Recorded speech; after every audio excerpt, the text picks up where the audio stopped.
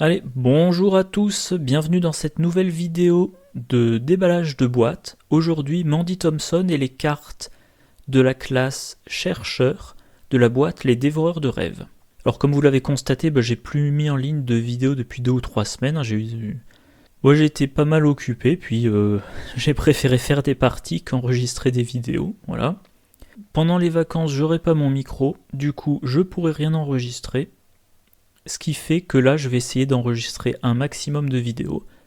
Je les éditerai pendant mes vacances et j'espère que ça permettra de sortir pas mal de vidéos à la toute fin décembre et au tout début de janvier. Ce qui fait que, si tout se passe bien, fin janvier, j'aurai rattrapé mon retard sur les parutions de packs pour Horror Arkham. Bon, pour Marvel Champions, toujours plus le temps de m'en occuper. D'ailleurs oui, ça fait tellement longtemps que j'ai plus fait de vidéos et je suis assez pressé je voudrais économiser du temps sur l'édition, du coup j'utilise Simple Screen Recorder et évidemment, j'avais oublié d'appuyer sur le bouton démarrer l'enregistrement. Donc voilà, je recommence mes explications. Bref, l'investigatrice Mandy Thompson, la chercheuse, trait assistant et érudit, volonté de 3, intelligence de 5, force de 1, agilité de 3, 6 points de vie, 8 points de santé mentale. Réaction quand un investigateur dans votre lieu devrait chercher dans son deck ou dans le deck rencontre, il peut soit chercher parmi 3 cartes supplémentaires, soit résoudre une cible supplémentaire de la recherche, limite d'une fois par round. Signe des anciens, plus 0, cherchez une carte parmi les 3 cartes du dessus de votre deck, soit vous la piochez, soit vous l'attribuez à ce test si possible. Mélangez votre deck. Taille du deck, quand on le crée, on choisit 30, 40 ou 50. On choisit une classe secondaire qui est mystique, truand ou survivant. Dans son deck, on met des cartes chercheurs de niveau 0 à 5, des cartes neutres de niveau à 5, jusqu'à 10 cartes événements et ou compétences de niveau 0 à 1 de la classe secondaire choisie. Et dans son deck, on met un exemplaire de preuve occulte si on avait choisi 30 cartes, 2 si on avait choisi 40 et 3 si on avait choisi 50. Plus découverte choquante et une faiblesse de base au hasard. Preuve occulte, c'est un événement qui coûte 0, qui est une icône libre. Son action, c'est de mélanger la carte dans le deck. La réaction de cette carte, c'est quand on fait une recherche dans son deck et qu'on révèle cette carte-là parmi les cartes consultées, on la pioche, on découvre un indice dans le lieu. Donc, qu'est-ce que vous voulez faire de cette carte ? Vous voulez la révéler lors d'un tutorat, ce qui vous permet de récupérer gratuitement un indice sans faire de test, et cette carte-là va dans votre main. Quand elle est dans votre main, soit vous l'attribuez à un test pour avoir un +1, soit vous dépensez une action pour la remélanger dans le deck. Si vous choisissez à chaque fois de mélanger, ça veut dire que pour une action, vous avez un indice gratuit.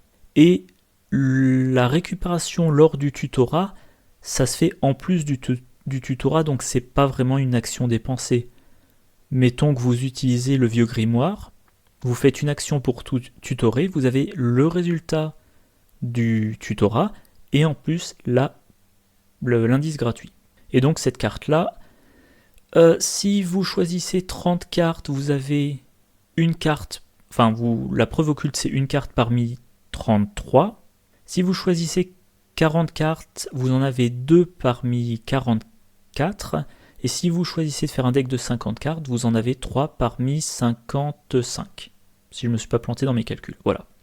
Carte faiblesse. Découverte choquante, bévue, mystère, révélation. Mélangez découverte choquante dans votre deck. Si vous ne pouvez pas, défaussez-la et piochez la carte du dessus du deck rencontre à la place. Forcez. Quand vous cherchez dans votre deck et que cette carte se trouve parmi les cartes consultées, défaussez-la, annulez la recherche et tous ses effets, mélangez le deck consulté, piochez la carte du dessus du deck rencontre.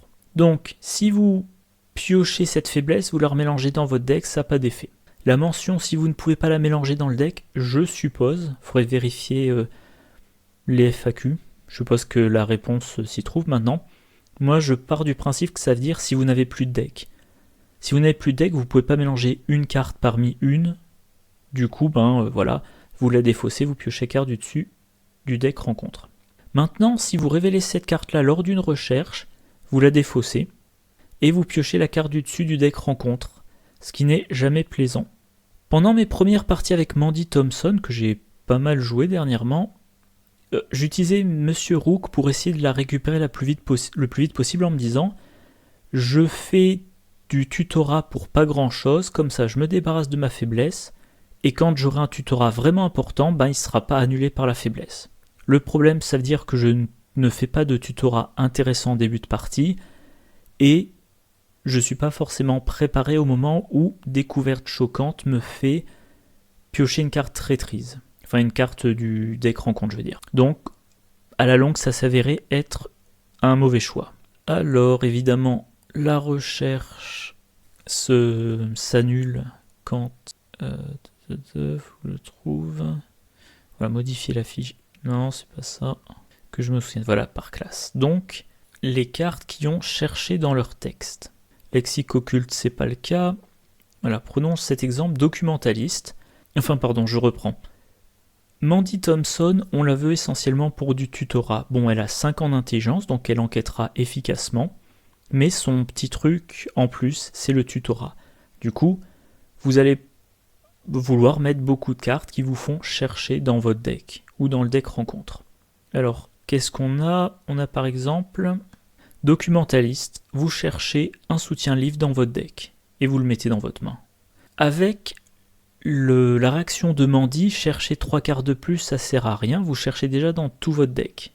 Par contre, vous pouvez, avec un documentaliste, ramener 2 livres dans votre main.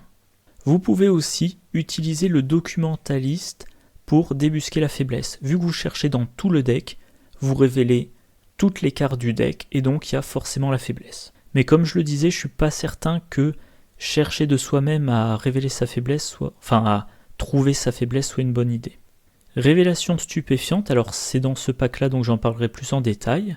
Myriade, oui, je crois que j'ai défini Myriade dans la vidéo précédente, donc bon, vous pouvez en avoir 3 exemplaires dans votre deck. Cette carte-là, vous ne pouvez pas la jouer. Il y a un icône d'intelligent, donc vous pouvez quand même l'attribuer. Réaction, quand vous cherchez dans votre deck et que Révélation stupéfiante est parmi les cartes consultées, défaussez-la. Soit vous gagnez de ressources, soit vous placez un secret sur un soutien que vous contrôlez, maximum d'une capacité recherche par recherche. Bon, Mandy Thompson, elle tutore beaucoup, elle a intérêt à mettre cette carte-là, et cette carte-là va lui permettre de gagner des ressources ou de gagner les secrets. Et les secrets, ça sert notamment pour Monsieur Rook. Alors, Dr. Ellie Horowitz, elle va chercher un soutien relique parmi les 9 cartes du dessus du deck. Et qu'est-ce qu'il y a d'autre ? Ah oui, attachez-le lui, mélangez, attachez la relique et mélangez-le. Je suis en train de capter un truc. Bon, déjà, oui, avec Mandy, c'est une relique parmi 9, ou si vous utilisez sa réaction, une relique parmi 12 cartes, ou 2 reliques parmi 9. Et, bon, il faudrait demander confirmation officielle, mais moi, tel que je lis la carte, si vous choisissez 2 reliques parmi 9 et que vous révélez 2 reliques, vous pouvez attacher ces 2 reliques au Dr. Ellie Horowitz, ce qui est quand même vachement bourrin. Par exemple, ça peut être l'arc décoré qui normalement prend 2 mains, ça peut être la... Ah oui, mais avec les règles de construction de Mandy, je sais pas quelle est la liste des reliques. Bon, en tout cas, ça semble bien efficace si vous aimez les reliques. Monsieur Rook, un allié qui a 3 secrets. Action rapide, inclinez Monsieur Rook et dépensez un secret. Cherchez n'importe quelle carte parmi les 3, 6 ou 9 cartes du dessus de votre deck et piochez-la. Si au moins une faiblesse se trouve parmi les cartes consultées, piochez-en une également, mélangez votre deck. Monsieur Rook, c'est quand même, je pense, la pierre angulaire du deck. Voilà, allez, on change d'affichage. Monsieur Rook, voilà, je pense que c'est quand même la pierre angulaire du deck de Mandy Thompson. Un allié qui coûte 3, 2 vies, 2 de santé mentale, utilisation 3 secrets. Et il va vous permettre, contre un secret, donc utilisable 3 fois dans la partie, enfin, oui, il est utilisable 3 fois, cherchez une carte parmi 3, 6 ou 9 cartes. La carte que vous voulez, vous cherchez aussi loin que vous le souhaitez. Mais par contre, si vous révélez une ou plusieurs faiblesses, vous résolvez une de ces faiblesses. Avec Mandy, ça peut être 2 parmi 3 ou 2 parmi 6 ou 2 parmi 9, ou alors 1 parmi 6 ou 1 parmi 9 ou 1 parmi 12. Donc vraiment, vous allez chercher très loin. Vous augmentez vos chances de d'appliquer un effet recherche. D'ailleurs, si c'est révélation stupéfiante, vous pouvez recharger Monsieur Rook. Du coup, vous allez utiliser l'action rapide de Monsieur Rook pour chercher une carte, mettons, parmi 12.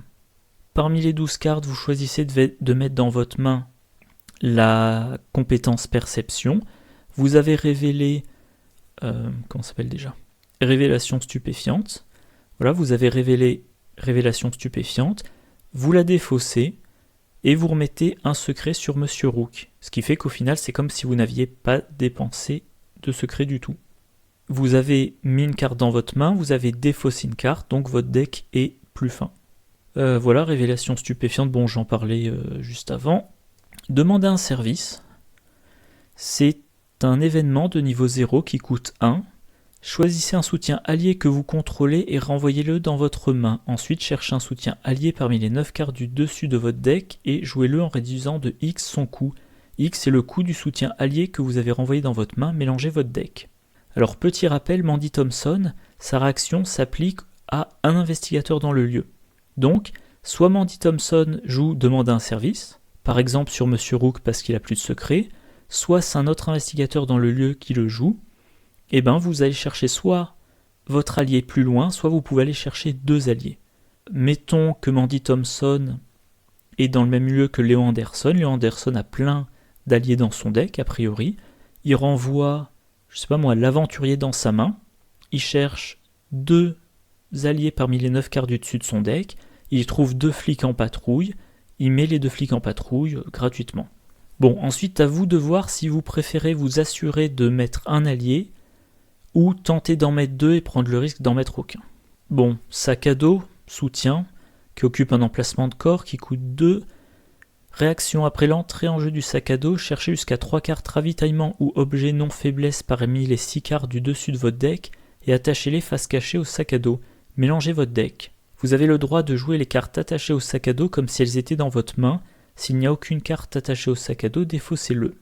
Moi j'aime bien le concept du sac à dos parce que ça permet d'aller chercher ces objets, ça permet de les protéger des effets de défausse, et ça permet d'avoir du choix.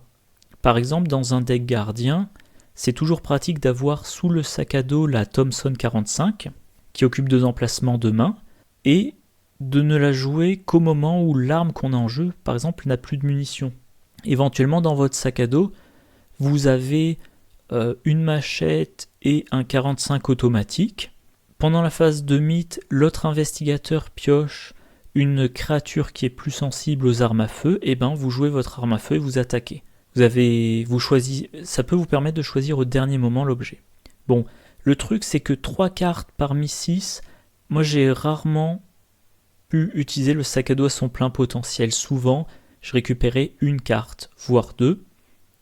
3 parmi 9, c'est quand même plus probable.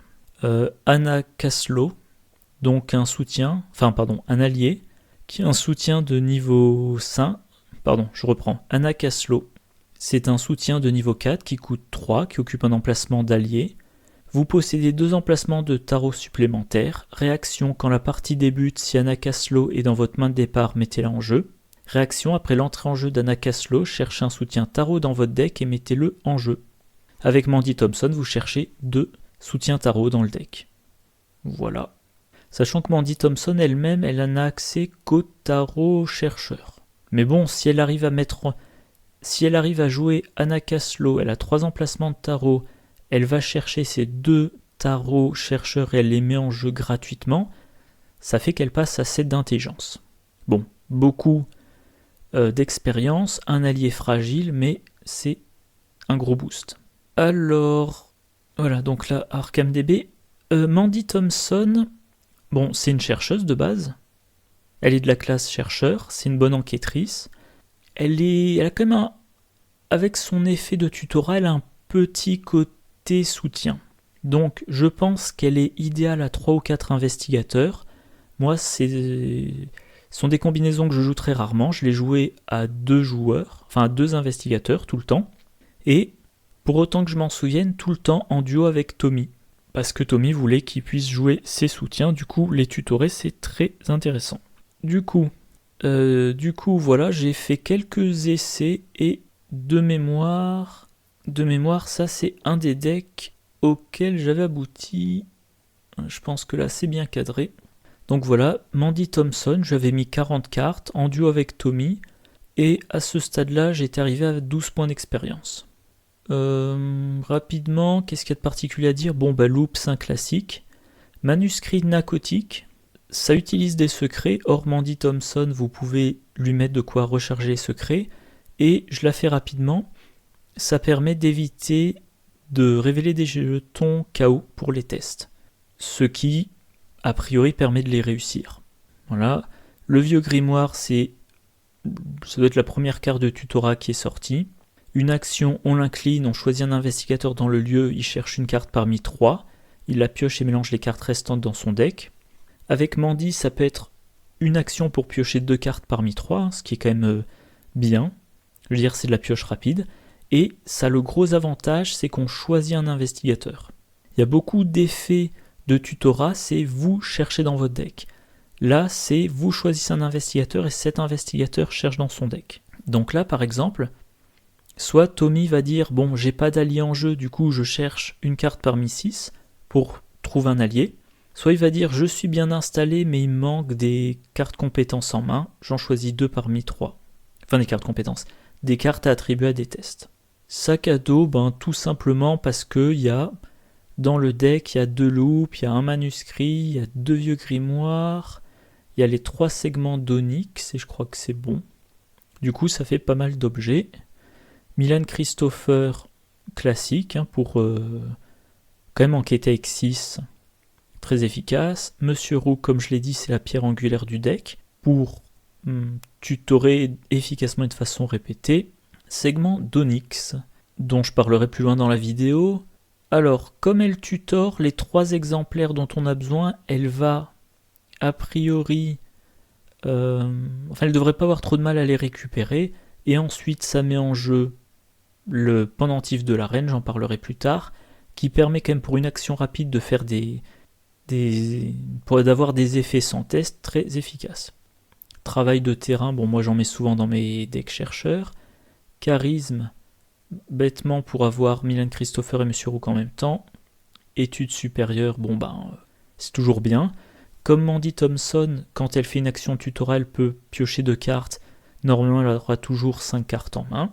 J'ai un plan, pour le cas où elle aurait besoin de combattre. Révélation stupéfiante, ça va lui permettre soit de gagner des ressources, soit de recharger en secret Manuscrit narcotique ou Monsieur Rook. Creuser trop profondément, j'avais la possibilité de mettre ça en début de campagne, donc je me suis dit ça aidera à gagner de l'expérience. De la fiction à la réalité, pour 2, vous mettez 2 secrets sur un soutien que vous contrôlez. Donc sur Manuscrit narcotique, c'est 2 tests pendant lesquels vous piochez pas de jetons. Sur Monsieur Rook, ça peut être 4 cartes en plus en main. Élucider l'affaire pour avoir des ressources rapidement. Épouvantable révélation, ça peut toujours s'avérer utile. Établir des connexions. Comment dire? Comment formuler ça? Comme vous avez votre carte preuve occulte de mémoire, là il y a les noms en anglais toujours. Oui, c'est ça, preuve occulte. Comme preuve occulte vous permet de récupérer gratuitement un indice dans un indice sans test, vous pouvez tenter, si vous avez assez d'indices, laisser un indice derrière vous dans un lieu avec une valeur occulte pas très élevée. Voilà, plutôt que de faire une action d'enquête, vous avancez, vous entrez dans un lieu qui a une valeur occulte élevée, vous allez essayer de tutorer loin dans votre deck avec Monsieur Rook, dans l'espoir de révéler preuve occulte. Si vous révélez preuve occulte, vous prenez l'indice. Si c'est le dernier indice du lieu, vous jouez établir des connexions et ça vous permet de récupérer 2 indices dans un autre lieu. Donc voilà, de l'enquête... de la récupération d'indices sans test. Flux quantique, tout simplement, on mélange la défausse dans le deck, on pioche une carte. Une fois que vous avez révélé et défaussé révélation stupéfiante, une fois que vous avez attribué preuve occulte à des tests, vos effets de recherche sont dans votre défausse. Il est aussi probable que votre deck soit suffisamment fin pour qu'une utilisation de Monsieur Rook vous révèle une faiblesse. Du coup, vous remélangez tout ce qui vous... vous remélangez toute votre défausse dans votre deck, ce qui ramène dans votre deck vos effets de recherche dont vous avez besoin, et ce qui dilue les faiblesses. Bon, par contre, si la faiblesse personnelle de Mandy Thompson, comment elle s'appelle déjà ? Découverte choquante. Si découverte choquante était dans votre défausse, vous remélangez la carte dans votre deck. Ouverture de portail, je trouve cette carte géniale. Alors, encore une fois, Mandy Thompson peut la tutorer, et cette carte-là, dont je parlerai dans quelques vidéos, vu qu'elle est dans ce pack-là, c'est une carte rapide, qu'on peut jouer uniquement durant son tour, elle coûte 1, on l'attache à un lieu, on peut en avoir au maximum 3 en jeu, et en gros, tous les lieux auxquels une ouverture de portail est attachée sont adjacents. Enfin, sont considérés comme connectés quand vous vous déplacez. Raisonnement logique, un petit peu de soin d'horreur si nécessaire. Sort de protection pour annuler des traîtrises non faiblesses. Avec flux quantique, vous pouvez les remélanger dans votre deck et du coup les utiliser encore plus. En compétence, déduction pour trouver les indices. Esprit curieux pour tout type de test. Et Eureka pour tutorer. Alors, Mandy Thompson, qu'est-ce que j'en ai pensé ? Déjà, dans sa construction de deck, il y a la bizarrerie, est-ce qu'on choisit 30, 40 ou 50 cartes ? Plus on choisit de cartes, plus on a d'exemplaires de sa carte signature, preuve occulte. Du coup, c'est tentant. Sauf que 50 cartes, pour le moment, je pense qu'on n'a pas assez d'effets tutorat et d'effets recherche pour que ça soit très intéressant. 40 cartes, j'ai joué, si ça sort mal, c'est quand même beaucoup.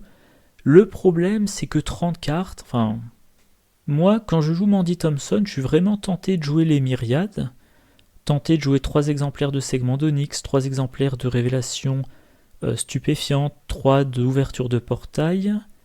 Voilà, je crois que voilà, c'est tout. Et 3 myriades, c'est déjà 9 cartes. Vous rajoutez à ça vos 2 grimoires, vos 2 Monsieur Rook, vos 2 Eureka, et vous en êtes déjà à 15 cartes. Vous avez la moitié de votre deck. Donc, comme je disais, j'ai fait pas mal de parties avec Mandy Thompson. Bon, je pourrais pas donner le nombre, mais une dizaine au moins. Et j'ai jamais réussi trop à avoir quelque chose de satisfaisant. Je sais pas. Si je compare aux autres chercheurs, Daisy, vous lui mettez de bons livres et chaque round, elle utilise une action d'un livre, en plus de ses 3 actions normales. Rex, que j'ai plus joué depuis 2 ans, je pense. Ça fait longtemps que j'ai plus joué Rex. Rex, il peut vous trouver 2 indices en une action, ce qui est très efficace. Ensuite, que je dise pas de bêtises dans l'ordre, je crois qu'il y a Minty Fan, que j'ai beaucoup joué dernièrement, que j'adore. Elle booste les tests, elle peut attribuer des icônes supplémentaires, elle peut attribuer une compétence à distance si elle a sa carte signature en jeu. Voilà. Ursula Dawes, je crois. Elle peut enquêter après s'être déplacée de mémoire. Donc c'est du gain d'action, puis thématiquement c'est sympathique, on explore, on enquête dans la foulée. Sa carte signature lui permet d'éviter certaines attaques d'opportunité, très efficace. Dans le cercle brisé, on a Joe Diamond, je suis pas trop fan, mais il est polyvalent, il peut bien enquêter, il peut bien combattre, il a son deck intuition. Mandy Thompson, elle fait du tutorat, qui éventuellement peut être utilisé plutôt dans l'optique je vais chercher la carte que je veux, ou plutôt dans l'optique une seule action, en tout cas un seul effet pour mettre 2 cartes dans sa main. Donc j'avais vraiment envie de l'aimer, et au final j'ai pas trop accroché. Je pense, j'espère en tout cas, qu'à la fin du cycle on aura encore 1 ou 2 cartes avec effet recherche, on aura 1 ou 2 cartes qui jouent avec les cartes myriades. Il y en a déjà une qui a été annoncée, je crois que ça s'appelle... en anglais ça doit être Lucid Dream, donc rêve éveillé en français, un truc comme ça. Mais pour le moment, Mandy Thompson, elle ne m'enthousiasme pas du tout. Alors à noter, Shep et Ryzen sur leur chaîne ont commencé une campagne, je crois que pour le moment ils ont sorti qu'une vidéo, une campagne sur le renouveau de la route de Carcosa, avec un duo Mandy Thompson et Tommy Muldoon. Et de mémoire, j'ai vu la vidéo il y a un mois quand elle est sortie. De mémoire, il s'en débrouille très bien, bien mieux que moi. Donc voilà, hein, si vous avez 1h30, je vous conseille de regarder la vidéo pour voir ce que ça peut donner. Oui, à noter, là je vois l'écran d'aperçu. Je m'en souvenais plus, mais Ryzen a choisi comme classe secondaire survivant. Moi j'ai toujours choisi Mystique, essentiellement pour 2 raisons. Flux quantique pour remélanger ma défausse dans mon deck, et ouverture de portail pour me déplacer beaucoup plus rapidement. Bon, je pense que ça sera bon pour Mandy. Alors, encore une fois, j'ai pas encore l'habitude de ce builder, pardon. Mais oui, voilà, je crois, voilà, c'est bien la première carte. Alors, segment d'Onyx, c'est un soutien de niveau 1 qui coûte 1, qui est un icône libre, myriade rapide. Réaction, si vous avez 3 exemplaires de segment d'Onyx en jeu, mettez-les de côté hors jeu, cherchez le pendentif de l'arène parmi vos cartes liées et mettez-le en jeu. Donc, myriade, il y en a 3 copies, là vous voulez les 3 copies absolument, au total ça vous fait 1 point d'expérience. Pendant la partie, ça vous coûte 3 ressources et 0 action. Et ensuite, vous récupérez le pendentif de l'arène. Au passage, le sous-titre, c'est de rien du tout. C'est le pendentif de l'arène, de rien du tout. Ça m'amuse toujours, ce petit sous-titre. Donc c'est un soutien qui coûte rien, vu qu'il est lié, qui occupe un emplacement d'accessoire, lié à segment d'Onyx, utilisation 3 charges. Ah, il y a une faute de frappe, il faudra que je pense à le signaler. Chose à laquelle je ne pense jamais. Si cette carte n'a pas de charge, mettez-la de côté hors jeu et mélangez dans votre deck les 3 exemplaires de segment d'Onyx mis de côté. Action rapide, inclinez le pendentif de l'arène et dépensez une charge. Choisissez un lieu révélé et choisissez une des options suivantes. Déplacez-vous vers ce lieu, découvrez un indice dans ce lieu ou échappez automatiquement à un ennemi dans ce lieu. Donc au final, ce qui nous intéresse, c'est le pendentif de l'arène. Concrètement, ça coûte 1 point d'expérience, ça coûte 3 ressources de le mettre en jeu. Mais 0 action, ça a 3 utilisations. Donc si vous faites ce genre de calcul, chaque utilisation c'est une ressource et 1/3 de points d'expérience. Et cette carte-là, elle est polyvalente. Elle utilise un emplacement d'accessoires pour les chercheurs. Des fois on utilise la clé de Saint-Hubert. Sinon moi je crois que j'utilise aucun autre accessoire avec les chercheurs. Je pourrais utiliser la dent d'Estli mais je ne l'ai jamais fait. 3 utilisations. Et ces utilisations, ça va être du déplacement, ça va être de la découverte d'indices sans test ou de l'évasion automatique. Alors commençons par le déplacement. Chez les chercheurs, comme déplacement, on a raccourci de niveau 0, c'est un événement qui coûte 0. Rapide à jouer uniquement lors de votre tour, choisissez un investigateur dans votre lieu, déplacez cet investigateur vers un lieu connexe. Donc raccourci, 0 ressources, 0 action. Vous déplacez un investigateur, vous ou un autre, dans un lieu connexe, révélé ou pas. Vous le déplacez, vous ne lui faites pas faire une action de déplacement, du coup il n'y a pas d'attaque d'opportunité. Mais usage unique. Le raccourci de niveau 2, il coûte 1, rapide, à jouer uniquement lors de votre tour. Attachez cette carte à votre lieu, le lieu attaché gagne action rapide, incliné raccourci, se déplacer vers un lieu connexe. Donc là vous avez une carte réutilisable, mais dans un seul lieu, mais utilisable par tout le monde. Donc si dans votre scénario il y a un carrefour et que vous allez passer et repasser par là, ou alors que tous les investigateurs à tour de rôle vont passer par là, c'est intéressant. Par contre, c'est une seule fois par round, vu qu'il faut l'incliner. Voilà, c'est une fois que c'est installé dans un lieu, s'installer. Bon. Une autre possibilité, c'est éclaireur, un soutien de niveau 1 qui coûte 3. Action rapide lors de votre tour, si vous n'êtes pas engagé avec des ennemis, inclinez éclaireur, déplacez-vous vers un lieu connexe. Donc c'est un déplacement gratuit par round, mais pour le chercheur qui l'a joué. On a aussi l'Atlas ésotérique, soutien de niveau 1 qui occupe un emplacement de main qui coûte 3, utilisation 4 secrets, action dépenser un secret et incliner l'Atlas ésotérique. Choisissez un lieu révélé éloigné d'exactement 2 connexions par rapport à votre lieu, déplacez-vous vers ce lieu. Un des intérêts de l'Atlas ésotérique, imaginez vous êtes dans le lieu A, qui est connexe au lieu B dans lequel il y a un ennemi, qui est lui-même connexe au lieu C. Le lieu C a été révélé. Avec l'atlas ésotérique, vous passez de A à C sans traverser le lieu avec l'ennemi. Donc, niveau déplacement, le pendentif de la reine, ça a l'avantage de vous déplacer comme action rapide. Ça a l'avantage de vous déplacer vers n'importe quel lieu, mais ça a l'inconvénient qu'il faut que le lieu ait été révélé. C'est quelque part de la téléportation, mais il faut que quelqu'un soit passé là avant. Donc, comme chaque fois qu'on a un effet qui nécessite des lieux déjà révélés, c'est plutôt un truc pour grand groupe d'investigateurs. Voilà, que dire de plus ? Une combinaison très efficace, c'est avec ouverture de portail. Ouverture de portail, donc ça coûte 1, c'est rapide. À jouer uniquement lors de votre tour, attachez cette carte à votre lieu, limite collective de 3 en jeu. Les investigateurs ont le droit de se déplacer entre 2 lieux avec une ouverture de portail attachée comme si ces lieux étaient connexes. Imaginons que vous êtes dans un scénario qui vous impose de faire demi-tour, de revenir sur vos pas pour abandonner. Comme par exemple, que je réfléchisse, bon c'est pas un gros spoiler, le deuxième scénario, je crois que c'est ça, le deuxième scénario de Carcosa, vous entrez à la réception et le lieu dans lequel vous entrez, il y a une capacité d'abandon.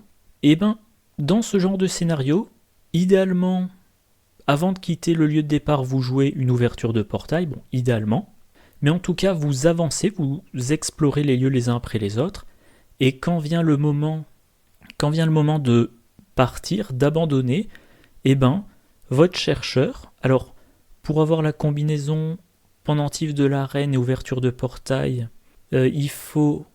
Enfin, les combinaisons possibles, c'est Mandy et Daisy, de mémoire. Bon, ça pourrait aussi... Oui, c'est ça. Mandy et Daisy. Je n'en vois pas d'autres là tout de suite. Donc, vous êtes dans le dernier lieu. Avant de faire demi-tour, vous jouez comme action rapide une ouverture de portail. Vous utilisez le pendentif pour vous téléporter dans votre lieu de départ. Et si dans le lieu de départ, il n'y a pas déjà une ouverture de portail, vous en mettez une. Et ensuite, les autres investigateurs, ils se déplacent du lieu, on va dire, d'arrivée au lieu de départ en une action. Tous, pendant le même round, rien à incliner, rien à payer. Voilà. Donc, je trouve ça génial. Mais le pendentif, c'est aussi... Je reprends la carte. Voilà, le pendentif, c'est aussi de la découverte d'indices sans test. Qu'est-ce qu'on a dans ce thème-là ? On a suivre son intuition, un événement de niveau 0 qui coûte 2 icônes d'intelligence, toujours intéressant, rapide à jouer uniquement lors de votre tour, découvre un indice dans votre lieu. Donc suivre son intuition, pas d'action, mais 2 ressources, vous prenez un indice dans votre lieu. Le pendentif de la reine, j'ai oublié une carte, tiens. Tant que j'y pense, non c'est pas celle-là. Voilà, on a aussi l'étudiante en art, une alliée qui coûte 2. Réaction après l'entrée en jeu de l'étudiante en art, découvre un indice dans votre lieu. Donc dans les 2 cas, ça coûte 2. Dans un cas, ça ne coûte pas d'action. Dans l'autre cas, ça coûte une action, mais c'est un allié qui fait aussi donc tampon à dégâts et horreur. Du coup, le pendentif, qu'est-ce qu'il a comme avantage ? C'est n'importe quel lieu révélé. Donc pareil, n'importe quel lieu révélé, vous n'avez pas besoin d'être dans le lieu. Si ça se trouve, à un moment donné, vous avez laissé un indice dans un lieu avec une valeur occulte de 3, 5 ou 7, voilà. Pas d'action, pas de ressources, pas de test, vous prenez l'indice. Mettons qu'il y a un lieu dans lequel vous ne voulez pas finir votre tour, pareil, à distance, vous récupérez l'indice. Ou alors si rater l'enquête dans ce lieu présente des risques, vous n'enquêtez pas, à distance, vous récupérez l'indice. Enfin, vous pouvez être dans le lieu d'ailleurs, n'importe quel lieu révélé, ça peut être le vôtre. Et enfin, le dernier aspect, alors attention donc divulgacha, je ne sais pas si vous avez vu, dernier aspect, c'est échapper automatiquement un ennemi dans le lieu. Il y a quelques cartes d'évasion pour les chercheurs, je ne les présenterai pas toutes, mais il y a notamment l'étrange solution soutien de niveau 4 qui coûte 1, objet science, ça occupe aucun emplacement. Vous ne pouvez inclure ce soutien dans votre deck qu'en améliorant la carte étrange solution non identifiée et uniquement si vous avez indiqué dans votre carnet de campagne que vous avez identifié la solution. Utilisation 4 provisions, action dépenser une provision, échapper à, échappez-vous avec une compétence d'agilité de base de 6. L'étrange solution, voilà, vous faites vos tentatives d'évasion avec une agilité de base de 6. C'est énorme. En plus, selon le chercheur que vous jouez, vous avez peut-être des cartes compétences en main. Moi, si je jouais cette carte-là dans un deck Minty-Fan, elle aurait en main des cartes compétences pouvant l'amener à une agilité de 8 voire 9. Voilà. Mais, faisons le comparatif. Alors, attendez. Non, on verra le comparatif plus tard. Haute carte, persuasion. Événement de niveau 0 qui coûte 2. Discussion. Choisissez un ennemi humanoïde non faiblesse dans votre lieu et effectuez un test d'intelligence 3. La difficulté de ce test augmente de plus X, X étant la valeur d'horreur de cet ennemi. En cas de réussite, mélangez l'ennemi choisi dans le deck rencontre. Si c'est un ennemi élite, échappez-lui automatiquement à la place. Persuasion, le test est... Déjà, ça concerne que les humanoïdes. Le test est dur. C'est 3 plus X. Si l'ennemi l'inflige 2 horreurs, c'est un test à 5. Si vous voulez une petite marge pour être assez confiant dans votre test, vous devez avoir plus 2, voire plus 3. Donc, vous devez monter une intelligence de 7 ou 8 pour vous débarrasser d'un ennemi balèze. S'il est non élite, il est mélangé dans le deck de rencontre. Donc, c'est une carte du deck de rencontre en moins, une fois que vous avez réussi le test. Mais il reviendra, s'il est élite, vous lui échappez automatiquement, une fois que vous avez réussi votre test. Bon. Alors, par rapport à ces cartes-là, le pendentif de l'arène a comme avantage, une fois que vous avez le pendentif en jeu, vous n'avez plus à payer. Vous avez 3 charges, vous pouvez en utiliser qu'une par tour, ok, mais vous pouvez faire 3 évasions. Vous n'avez pas besoin de test. L'étrange solution, c'est génial, une valeur d'agilité de base de 6, mais c'est quand même un test. Voilà, donc le pendentif de l'arène, moi, c'est une carte que j'adore. Le seul gros défaut de cette carte-là, c'est qu'il faut récupérer les 3... récupérer les 3 segments d'Onyx. Donc il faut récupérer ces 3 cartes-là parmi l'ensemble du deck. Il faut les mettre en jeu, ça coûte 3. Mais une fois que le pendentif de l'arène est en jeu, c'est extrêmement efficace. Depuis que j'ai la boîte, peut-être même avant, je m'en souviens plus, mais depuis que j'ai la boîte, je crois que je l'ai mis dans tous mes decks chercheurs. Et je trouve ça génial, ça m'a sauvé la vie. Il y a des ennemis sur mon chemin, je me téléporte. Il y a un ennemi dans mon lieu, je lui échappe automatiquement. L'autre investigateur est engagé avec un ennemi qui pourrait le tuer en cas de test raté. Évasion automatique. J'ai peur de rater mon test, je trouve l'indice automatiquement, c'est génial. Par contre, pour l'avoir en jeu, il faut mettre ça dans un deck avec une grosse capacité de pioche ou de tutorat. Ça veut dire par exemple, Daisy, éventuellement, si elle utilise beaucoup le vieux grimoire, à chaque fois elle regarde une carte parmi 3. Ou éventuellement le parchemin des secrets, elle regarde les 3 cartes du dessous de son deck, et elle fait remonter les cartes segments d'Onyx. Enfin, elle en met un exemplaire dans sa main s'il y en a un. Sinon, elle peut faire remonter les cartes qui l'aideront à trouver les 3 segments. Mandy, elle tutor. Que je dise pas de bêtises. Et moi, je le joue notamment, j'adore ça, dans un deck Minty-Fan qui pioche énormément. J'avais appelé ça le deck Minty-Fan studieuse aux mains pleines. Voilà, j'utilise la carte studieux en 2 exemplaires, comme ça elle commence avec 7 cartes dans sa main de départ. Je lui mets plein de cartes de pioche et très rapidement elle se retrouve avec les 3 segments d'Onyx en main. Il y a aussi un truc que j'ai pas encore dit, quand le pendentif n'a plus de charge, vous le sortez du jeu, vous mélangez dans votre deck les 3 segments, et donc potentiellement vous pouvez le remettre en jeu.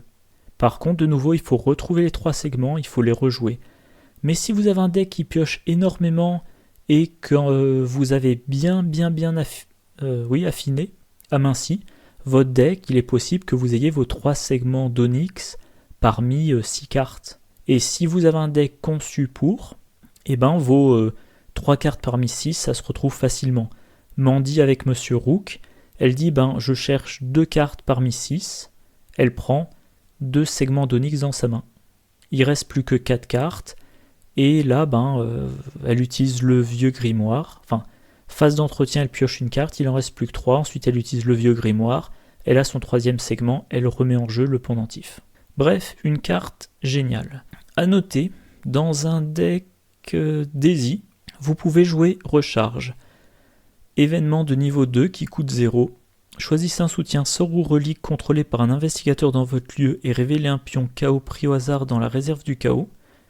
Si vous révélez un symbole crâne, cultiste, tablette, chose ancienne ou tentacule, défaussez le soutien choisi, sinon ajoutez-y 3 charges. Quand le pendentif de la reine est vide, il est retiré du jeu immédiatement. Mais, bon, si vous êtes un peu joueur, quand il reste plus qu'une charge, vous pouvez essayer, vous jouez recharge, vous avez 2 chances sur 3 de rajouter 3 charges sur le pendentif. Si vous n'avez pas de chance, vous défaussez le pendentif. Et là, pour le coup, quand il est défaussé, quand le pendentif est défaussé, il est défaussé, il faudra le récupérer dans la défausse. Bon, c'est un pari, mais c'est utilisable. Disons que selon le type de deck, c'est beaucoup plus sûr que de se dire les 3 segments d'Onyx ont été remélangés dans ma pioche, je vais les récupérer une deuxième fois. Autre carte intéressante, ça dans un deck Mandy ou dans un deck Daisy, extatique, une compétence avec un icône d'intelligence. Si ce test de compétence est réussi pendant une enquête, placez une charge ou un secret sur un soutien que vous contrôlez. Vous avez juste à réussir une enquête, ce qui n'est pas dur, et vous remettez une charge sur le pendentif de la reine. Donc un indice automatique en plus, ou une évasion automatique en plus, ou une téléportation en plus. Ah oui, j'aurais dû réviser l'ordre dans lequel j'avais préparé mes onglets. Oui, donc voilà, Daisy Walker. Je crois que j'ai rien de plus à dire à son sujet. Utilisable aussi avec Mandy Thompson, voilà. Et dernière carte chercheur du pack, si je dis pas de bêtises. Encore une fois, avec les cartes myriades, comme chaque carte myriade est présente en 3 exemplaires, ça fait moins de types de cartes différentes. Donc, révélation stupéfiante, dont j'ai déjà beaucoup parlé. Je vais aller vite là. Quand vous la révélez lors d'une recherche, vous la défaussez, vous gagnez 2 ressources ou vous mettez un secret sur un soutien que vous contrôlez. Donc de la recharge de secrets, moi j'adore les cartes avec des secrets comme charge.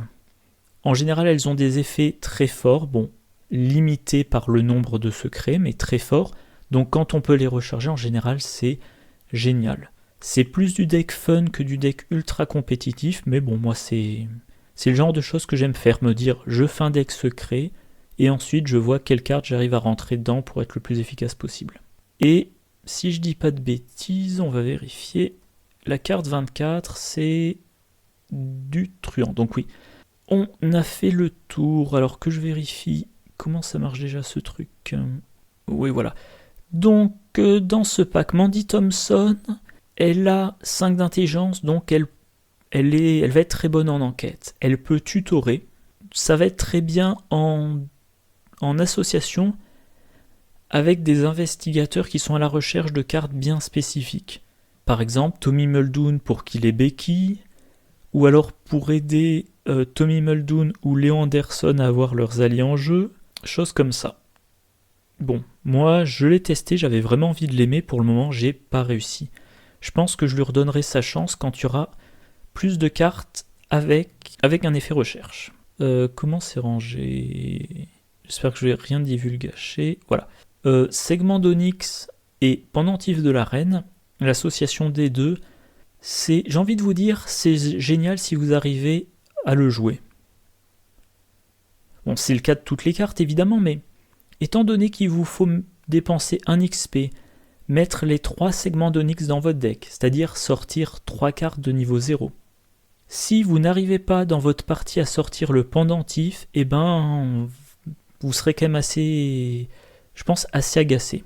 Par contre, si vous construisez votre deck autour des segments d'Onyx, là je pense que c'est vraiment un régal. C'est assez jouissif de dire ah ça y est, j'ai mon 3e segment, je mets mon 3e segment en jeu, je les remplace par le pendentif et maintenant j'ai 3 actions automatiques, j'ai 3 effets réussis automatiquement sur 3 rounds successifs. Des effets, j'ai une carte super polyvalente qui peut me faire gagner un scénario qui semblait perdu d'avance. Et au passage, moi j'avais déjà dû parler de mon idée un peu folle de faire un deck Mintifan barricade, mais vous voyez par exemple le pendentif de la reine, je trouve que ça s'insère très bien là-dedans. Mintifan est dans son carrefour, derrière sa barricade de niveau 3, aucun ennemi non élite ne peut être généré dans le lieu ou entrer dans le lieu. Et ben, Mintifan, maintenant, en plus des cartes qui existaient déjà, elle a son pendentif de la reine qui, une fois par round, va lui faire découvrir automatiquement un indice dans un lieu qui aura été révélé par un autre investigateur.